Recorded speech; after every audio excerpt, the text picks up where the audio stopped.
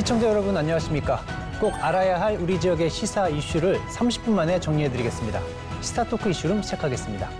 지금 경기 지역에서 가장 관심이 집중된 소식을 살펴보겠습니다. 지역 밀착 뉴스를 키워드로 만나보는 이슈픽 경기일보의 김보람 기자와 함께하겠습니다. 안녕하세요. 안녕하세요. 네, 자 오늘의 첫 번째 키워드 살펴보겠습니다. 개구리 구출 작전, 이게 암호화된 군사작전입니까? 아니면 정말로 개구리를 구출하기 위한 작전입니까? 실제 개구리를 구출하는 작전입니다. 그 장소는 수원 광교산 일대에 있는 주한미군 관할의 통신대 군사도로입니다. 네. 현재 이곳에서는 지난 여름 집중호우로 파손이 된 도로의 복구공사가 진행 중인데요. 네. 그 복구공사를 하면서 도로 옆에 물이 빠지게 하기 위해서 배수로와 그 집수정 15개를 만들었는데 이 집수정에 개구리들이 빠져 죽은 채 발견이 돼서 문제가 됐습니다. 예, 군사도로에서 펼쳐진 개구리 구출 작전. 군사작전 같기도 하네요. 그런데 개구리가 좀 점프 잘하는 동물이잖아요. 웬만하면 빠져나올 것 같은데 못 빠져나왔습니까? 이 집수정의 이제 깊이가 80cm 가량이 되는데요. 네. 이 유치원 아동의 키 높이 정도 된다고 합니다. 네. 집수정에는 개구리 외에도 두꺼비, 도룡뇽 등 30여 마리와 두더지까지 빠져 죽은 채 발견됐습니다. 예. 또 다른 집수정에서도 양서류와 파충류 60여 마리가 환경단체에 의해서 밖으로 꺼내지기도 했습니다. 예, 굉장히 보기 힘든 그 동물들이 이 안에 들어가 있었네요. 광교산이 생태계의 보물창고로 불리는 이유기도 한데 개구리 무덤이 되겠다 이런 걱정이 좀 되는데 이 광교산에 사는 이런 양서류, 파충류들 보호할 수 있는 조치가 좀 필요해 보입니다. 네, 그래서 환경단체는 이 개구리가 빠져나올 수 있도록 굵은 나뭇가지를 놓아서 이제 그런 임시 방법을 설치를 했습니다. 예. 곧 산란기가 다가오고 있어서 그 전에 대책을 빠르게 마련하지 않으면 광교산의 생태계가 타격을 입을 수 있다는 우려가 나오고 있습니다. 수원시 관계자는 환경단체가 요구한 내용을 주한미군 측에 잘 전달했다고 밝혔습니다. 예, 미군이 이걸 어떻게 처리할지 모르겠는데 그 겨우 개구리 빠져 죽은 것 같고 뭐 그러냐 이렇게 생각하는 분들도 계실 수 있습니다만 원래 이곳의 주인은 개구리였다는 거 말씀드리고 싶습니다. 자, 두 번째 키워드 살펴보겠습니다. 버스한테 꼼짝 말라고 하면 어떻게 움직입니까? 갈 땐 가야 되는데 무슨 잘못을 했다는 건가요? 기다리던 버스가 눈앞에서 그냥 스쳐 지나가는 경험을 한두 번 해보셨을 겁니다. 정류장을 무정차 통과하는 버스에게 꼼짝 말라고 외치고 싶으셨을 텐데 이제 무정차 버스를 멈춰 세울 수 있는 방법이 생겼습니다. 원래 버스는 모든 정류장에 서게끔 돼 있는 거잖아요. 그런데 기사님들이 깜빡하는 것 같기도 하고 아니면 타려고 하는 그 승객들이 다른 짓 하다가 버스를 못 타는 이런 경우가 좀 종종 있긴 한데 어떻게 하면 이렇게 세운다는 얘기인지 궁금하네요. 용인시가 이 고질적인 버스 그 무정차 문제를 해결하기 위해서 6곳의 버스 정류장에 이제 승객이 있음을 알리는 승차벨과 전광판을 설치하는 그 사업을 시범 도입했습니다. 승객들이 각 정류장에 있는 그 승차벨에 버스 번호를 입력하면 그 번호가 전광판에 뜨고요. 그 버스 번호를 본 이제 기사들이 승객이 있음을 알게 하는 굉장히 간편한 방식입니다. 사실 원리는 간단하네요. 버스에서 내릴 때 벨 누르듯이 네. 탈 거니까 서주세요 이렇게 누르는 거잖아요. 네, 맞습니다. 간단하네요. 기사님들은 이제 착각하지 않고 이렇게 항상 설 수 있을 것 같은데 이런 승차벨 어디에나 다 있는 건 아니죠? 그 용인시가 무정차 민원이 3번 이상 발생한 그 정류장 가운데 유동인구가 많은 처인구 역북동, 기흥구 신갈동, 그 백남준 아트센터 정류장 등 6곳을 시범구역으로 선정했습니다. 이 시범 운영이 정상대로 잘 진행이 되면 버스 정류장을 확대하겠다는 계획을 밝혔습니다. 참신한 아이디어가 돋보이는 버스 승차벨 시스템입니다. 자, 오늘의 마지막 키워드 살펴보겠습니다. 자, 빵과 고구마 좋아하시는 분들 참 많고 즐겨 찾는 간식이기도 한데 또 요즘 찬바람 살살 부니까 고구마 또 생각나기도 해요. 네. 어떤 소식입니까? 빵과 고구마? 빵과 고구마처럼 부드럽고 달콤한 소식입니다. 그 이웃을 위해 매달 스쿠터를 타고 빵을 나눠서 빵 할아버지로 불리던 그 모질상 어르신이 올해도 직접 농사를 지은 고구마 190박스를 용인시에 기부했다고 합니다. 빵 나눔은 그 2013년부터 시작을 해서 10년째고요. 고구마 나눔은 벌써 올해가 8년째라고 합니다. 예, 직접 밭에서 땀 흘려서 고구마를 키우셨는데 그 양이 190박스면 더 의미가 있는 것 같아요. 직접 키운 고구마라고 하니까요. 어떤 계기로 이런 나눔을 시작하셨다고 하나요? 모질상 어르신은 그 어렸을 때 이제 가정 환경이 조금 그러니까 넉넉지 않아서 주변인들에게 크고 작은 도움을 받으면서 성장했습니다. 예. 그동안 이제 가족들을 좀 챙기는 데 집중을 하다가 이제 도움받은 그런 주위 사람들에게 나눔을 베풀자고 결심을 했습니다. 예. 그래서 칠순 때는 3명의 아들이 준 칠순잔치 비용 2천만 원도 기부를 했고요. 예. 2017년에는 보건복지부 장관으로부터 행복 나눔의 상도 받았다고 합니다. 네. 살아있는 동안 이웃에게 무엇을 나눌까 고민하는 것이 그 모질상 어르신의 행복한 고민이라고 합니다. 네, 참 따뜻한 소식입니다. 그런가 하면 익명으로 5천만 원을 기부하고 이름 남기지 않고 싹 사라진 이런 천사도 있다고 들었어요? 지난 9월에 수원 광교 이동 행정복지센터에서 중년의 여성이 그 말도 없이 종이봉투를 놓고 사라졌습니다. 처음엔 이제 분실물인 줄 알았는데 그 봉투를 열어봤더니 5천만 원이랑 손편지가 들어있었다고 합니다. 편지에는 생활비를 아껴서 모은 5천만 원이다. 어려운 분들에게 조금이나마 도움이 됐으면 한다는 글이 적혀 있었다고 합니다. 네, 참 경제가 어려워지면서 세상이 좀 각박해지고 있다 이런 느낌이 들 때가 많이 있는데 그래도 이웃을 생각하는 이런 따뜻한 분들이 있어서 세상의 온기가 유지되는 것 같습니다. 자, 지금까지 이슈픽 경기일보의 김보람 기자였습니다. 고맙습니다. 감사합니다.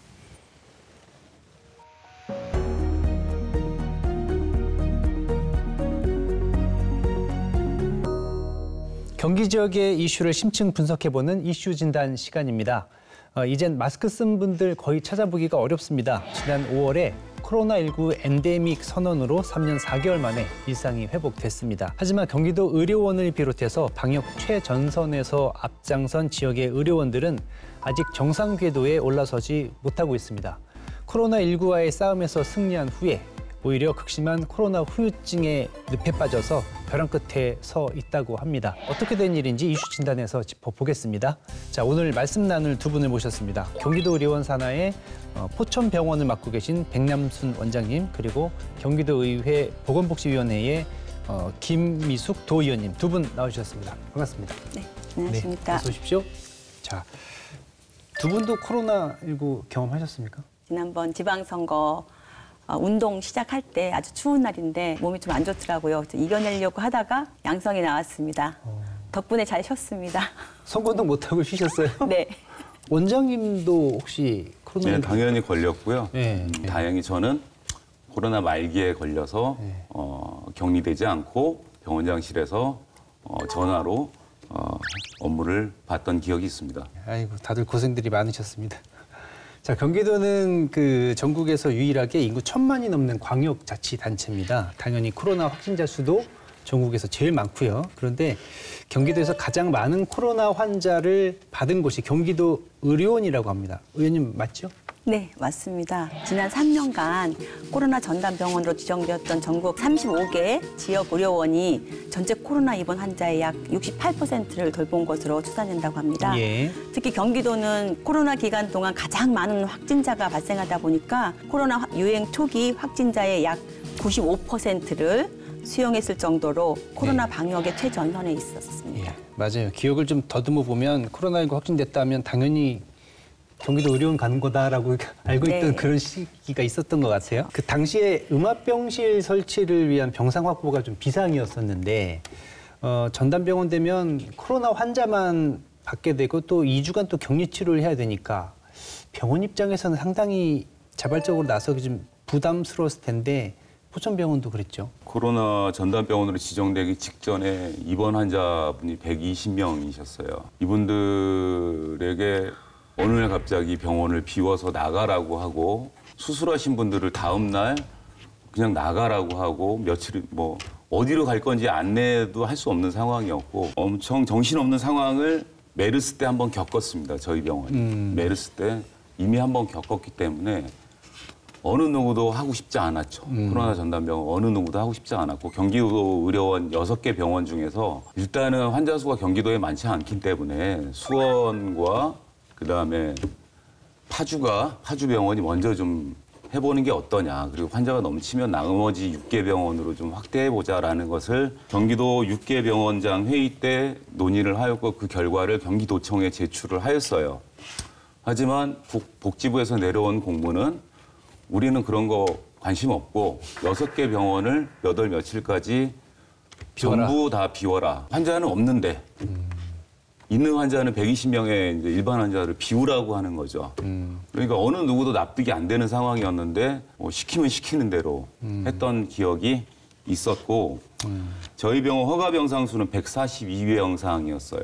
모든 병원의 전 기능을 다 정지시키고 전부 다 코로나 병동에 투입할 수밖에 없었는데 회복기 손실보상이나 이런 배상 문제 나왔을 때 복지부 손실보상팀에서 우리가 언제 병동을 비우라고 했지 외래 진료를 중단하라고 했냐. 우리가 왜 언제 우리가 장례식장을 문 닫으라고 했냐. 우린 너네 병동을 내놓으라고 했지 너네 외래 진료, 검진센터, 장례식장을 비우라고 한 적이 없다. 약간 배신감이 2년 전부터 있었습니다. 2년 전부터 배신감을 느끼기 시작했었어요. 자세한 얘기는 나중에 하겠습니다. 알겠습니다. 감정이 지금 올라오셔가지고 조금 가라앉혀야 될 것 같아요. 그때 기억할지 모르시겠는데 다들 이거 많이 했어요, 이거. 네. 덕분에 챌린지. 의료진들에게 지겹게 많이 했습니다. 이거 보내드렸잖아요. 그런데 그 힘듦을 잘 견뎌내 주시고 코로나를 이겨냈는데 경기도 의료원의 병원들이 손실이 수백억 원에 이른다 이런 얘기가 들려서 이게 어떻게 된 일입니까? 지난해에 경기도 의료원 산하 6개 종합병원의 의료 손실액은 약 883억 1,300만 원이었습니다. 코로나 유행 전에 2019년 기준으로 하면 245억 8,200만 원이었던 것과 비교해서 약 3배 정도 불어난 거죠. 지난 3년 동안의 손실액을 합하면 손실총액이 약 2,573억 원에 달합니다. 결국 국비와 도비로 해결해야 하는 상황입니다. 자, 여기서 이제 시청자분들이 좀 의아해할 수도 있어요. 코로나19 환자를 전담해서 맡았다고 해서 병원이 왜 손실을 입느냐? 그거 정부에서 지원해 주는 거 아니야? 뭐 이렇게 생각할 수 있는데 코로나 전과 후에 이 병원의 그 재정 상태, 운영 어떤 점이 이렇게 문제를 일으키는 겁니까? 코로나 직전에 평균 월 의료 수익은 21억을 살짝 넘었어요. 예. 저희 병원은. 코로나 직후에 회복기 지원금이 딱 끊겼을 때가 6억 정도의 의료 수익이 마이너스 한 16억 정도의 차이가 있죠. 예. 그다음에 지금 현재는 14억 정도까지 올라왔습니다. 의료 수익이 2019년도 대비 지금까지는 그 매달 발생하는 7억 그리고 플러스 퇴직연금 포함하면 이제 9억인데 그런 퇴직연금 신경 쓸 그런 계제도 아니고요. 순전히 발생하는 인건비의 부족분 7억을 계속 경기도 지원금으로 메꿔 오고 있습니다. 그래서 궁금한 게 그래서 코로나를 겪었다고 해서 환자가 그렇게 줄어들었나? 지금은 코로나 환자만 받는 것도 아니고 일반 환자 외래 다 받잖아요. 입원 환자도 있고 할 텐데 왜 이렇게 코로나 전담병원을 했던 것과 전후가 이렇게 달라지는 건지 왜 달라지는 겁니까? 원래 환자와 의사 사이의 관계는 신뢰 관계가 가장 중요합니다. 단골 의사라고 하죠. 근데 2년 반 동안 저희는 진료 못 봅니다. 일단 아무데나 모르겠는데 어딘지는 모르겠는데 일단 딴 데 가서 진료 보세요. 그러면 그 환자분은 알아서 찾아가거나 알아서 민간병원을 찾아갑니다. 그러면 새롭게 검사도 다 하고 자기의 속에 있는 예전부터 있었던 몇십 년 전 일까지 다 새로운 의사에게 얘기를 하게 돼요. 그 후에 포천의료원이 문을 열었습니다라고 하면 다시 찾아오기란 쉽지만은 않습니다. 그게 의사와 환자 간의 가장 중요한 신뢰관계라고 보통 표현합니다. 보건복지부 자료에 따르면 전국 그 35개 지방의료원의 평균 병상 가동률은 지난 6월 기준으로 해서 46.4%였습니다. 이는 코로나 이전인 2019년도 평균 80.5%였던 것과 비교해보면 가동률이 한 반 정도 되는 것이죠. 그렇죠? 경기도 의료원도 평균 병상 가동률에서 큰 차이가 없습니다. 현재 외래 환자 수도 많이 줄었는데요. 수원병원을 예로 들자면 2019년도 상반기 월 평균 15,063명의 외래 환자가 병원에 방문했습니다. 네. 하지만 올해 같은 시기에는 8,949명이 방문한 것과 비교하면 약 40% 정도 급격하게 감소한 걸로 알 수 있습니다. 예. 환자들이 많이 줄어든 그 공공병원들 참 문제인데 문제는 환자만 병원을 떠난 게 아니라 의료진들도 병원을 떠났다고 하는데 이것도 무슨 상황입니까? 아까 원장님 말씀해 주신 것처럼 이제 코로나 전담병원으로 지정이 되면 응급실을 비롯한 다른 진료과 의료진들이 많이 병원을 떠나시면서 의료 인력 손실이 심각한 상황입니다. 지난 6월 기준으로 했을 때 전국 지방의료원 35개소 중에 의사 정원을 충족한 곳이 16곳, 그리고 간호사 정원을 채운 곳이 4곳뿐이었습니다. 예. 경기도 의료원 수원병원의 경우 응급실 폐쇄한 후에 응급의학과 전문의 6명 중에서 4명이 사직을 하셨습니다. 예. 공공의료 서비스 특성상 가뜩이나 적은 의료 인력을 갖고 유지하고 있는 편인데 이것마저도 힘들어진다고 생각하시면 될 것 같습니다. 원장님, 이 정도면 진짜 병원 문 닫게 되는 거 아닌가 이런 걱정이 좀 되네요. 저희 병원이 코로나 기간 동안에 뭐 경기도 지자체에서 보내주신 표창은 말할 숫자를 셀 필요도 없고요. 대통령, 국무총리, 보건복지부 장관, 질병청장 해서 11개의 표창을 받았어요. 다 원장실에 다 걸려 있습니다.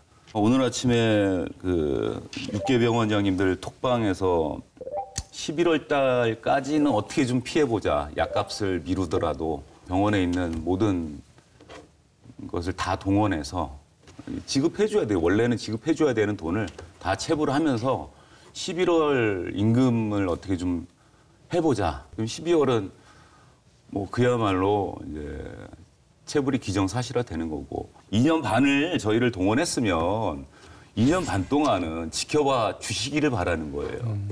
쓰다 버린 이런 의료기관으로 생각하지 마시고 2년 반 동안은 지켜봐 주시는 게 서로 간에 A구 상도이예요.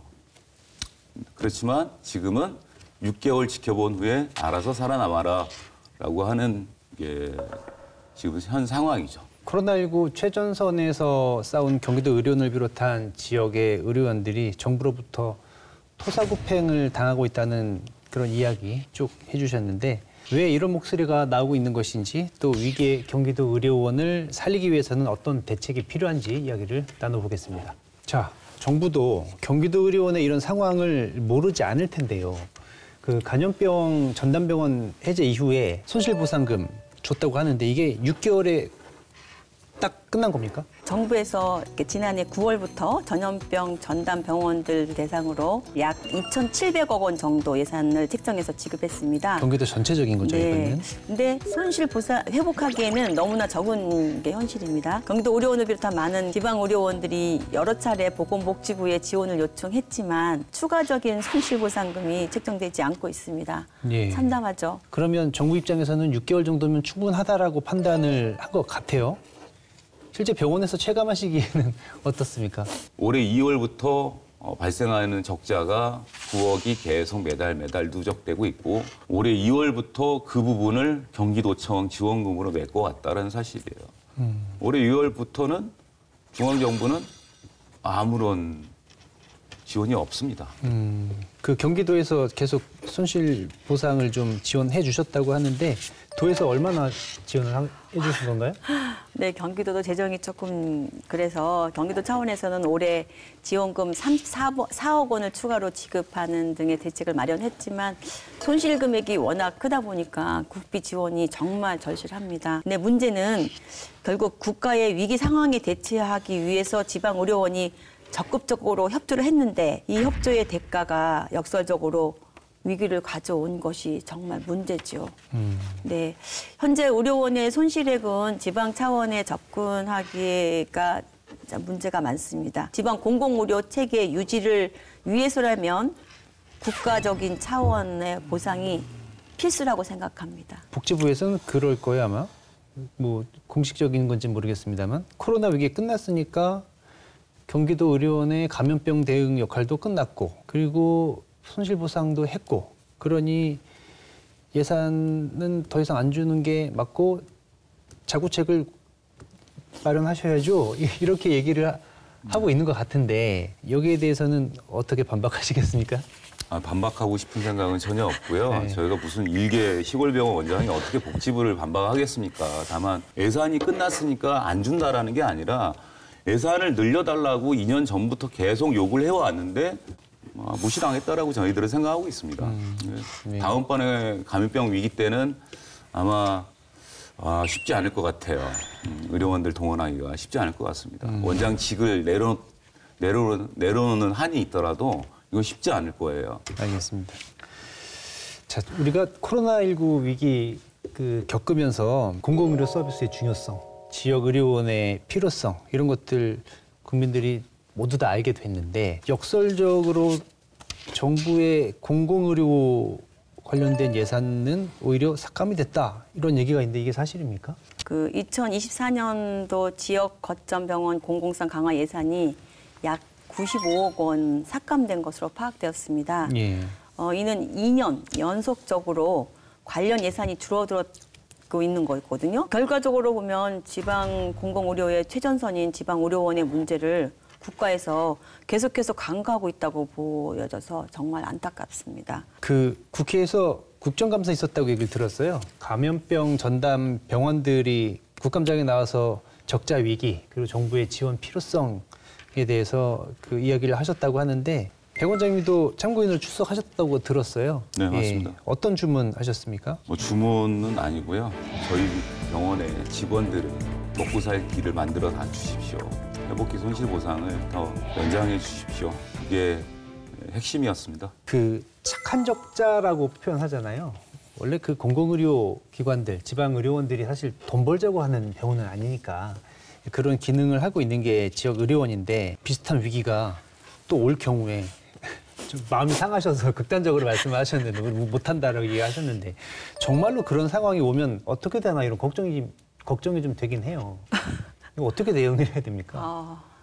저도 정말 걱정됩니다. 신규 감염병 도래하는 그런 기간이 보통 5년주기라고 했는데 5년보다 더 빨라질 거라고 예상하고 있습니다. 하지만 이번 코로나19 상황에서 지방 의료원들이 많은 희생을 감수했음에도 불구하고 지역 완결형 의료가 이루어지지 못했습니다. 아마 이제 결국 지방 공공의료 체계가 아직 부족하다는 것을 의미합니다. 현 정부가 필수 의료 체계 개선을 비롯해서 의사 정수 확대를 주장하고 있다는 것은 고무적이지만 지방 의료원의 수가 오히려 더 늘어나고 관련 예산에 대한 다양한 논의가 있어야 되는 게 아닌가라는 생각을 합니다. 공공병원들이 제 역할을 해내려면 물론 정부의 지원 이런 것도 좀 필요하겠습니다만 어떤 정책적인 뒷받침이 좀 돼야 잘 될 수 있을까요, 원장님? 3가지만 말씀드리겠습니다. 이거는 지난 제 원장 임기 5년 동안 내내 똑같은 말을 반복하는데요. 첫 번째는 시설 인프라가 현대화돼야 됩니다. 기본적으로 지금 의료원의 노후화된 시설, 노후화된 건물 이런 것들은 시대에 좀 안 맞죠. 하지만 경기도는 생각보다 속도전에서 좀 느리다. 그런 취약지역 의료원에 대한 투자나 시설 인프라에 대한 의사결단이 아직은 속도전에서 밀리고 있다라는 게 첫 번째고요. 두 번째는 의료인력, 의사인력, 의사인력만 얘기할 건 아니고 간호인력도 마찬가지인데 취약지에 있다 보니까 의사인력 부인난이 좀 심각하죠. 충분한 인프라 투자와 거기에 충분한 의료인력이 갖춰진다면 지금 같은 의사 대란은 없을 거라고 저는 생각을 합니다. 세 번째로 착한 적자에 대한 건데 모든 공공병원이 안고 있는 문제입니다. 수요는 적지만 지역에서 반드시 필요한 의료 서비스. 저희 병원은 신생아실과 24시간 분만 서비스, 24시간 제왕절개 수술이 가능한 유일한 병원이에요. 경기도에서. 그거를 운영하는데 1년에 순수 적자가 9억입니다. 그것만 운영하는데 인건비만 따졌을 때예요. 경기도청과 경기도의회에서 많은 배려를 해서 지원을 해주세요. 하지만 적자분은 다 채워지지 못하고 있고 계속 적자를 만회해라라는 압박은 계속 원장이 받고 있는 거고 저를 죄인치고 하지 말고 적자분을 보전을 해주시기를 부탁드리겠습니다. 네, 알겠습니다. 감염병 전담병원의 적자 위기부터 공공병원의 정책까지 오늘 많은 이야기를 나눴는데요. 마지막으로 정부나 지자체 아니면 지역 주민에게 하시고 싶은 말씀 있으시면 한 말씀씩 좀 들어보겠습니다. 의원님 어떤 말씀 하시겠습니까? 도민 건강의 가장 핵심적인 지방의료원의 정상화를 위해서 경기도의회와 그다음에 우리 보건복지위원회가 더 노력할 거고요. 의료원 운영 정상화 방안에 대한 여러 가지 다양한 전문가들의 의견을 담은 보고서를 제출할 예정입니다. 그리고 보건복지위원회는 위원회 차원에서도 계속해서 국가를 대상으로 지원금 확대의 필요성 등을 계속해서 주장해 나가야겠다고 제가 지금 굳게 생각하고 있습니다. 예, 알겠습니다. 우리 원장님도 마지막 한 말씀 해주시죠. 저희 포천병원은 2019년도에는 나름 지역에서 사랑받는 지역의 병원이었어요. 그리고 지역 주민들도 우리 지역에 의료원이 있다는 사실을 굉장히 자랑스럽게 생각하는 분위기였습니다. 그래서 웬만한 큰 병이 아니면 일단 의료원에 가서 진료받자. 우리 주민들은 의료원을 이용해 줘야 된다라는 사명감이 있었습니다. 그 정도로 사랑받았던 병원이에요. 시간과 여유를 주십시오. 저희 병원 직원들과 저는 예전에 그 사랑받던 병원으로 반드시 되살릴 자신이 있습니다. 부디 너그럽게 지켜봐 주시길 바라겠습니다. 네, 알겠습니다. 자, 감염병 위기 상황에서 지역의 공공의료를 책임졌던 지역 의료원들이 쓰러질 위기에 처해 있습니다. 경기도 의료원과 산하 6개 병원이 다시 제자리를 찾을 수 있도록 지원책을 강구하는 것과 동시에 국민 건강권을 위한 공공병원에 대한 투자 필요한 때입니다. 시사토크 이슈룸 오늘은 여기까지 마치겠습니다. 함께해 주신 두 분 감사하고요. 네, 시청해주신 여러분 다음 시간에 뵙겠습니다. 고맙습니다.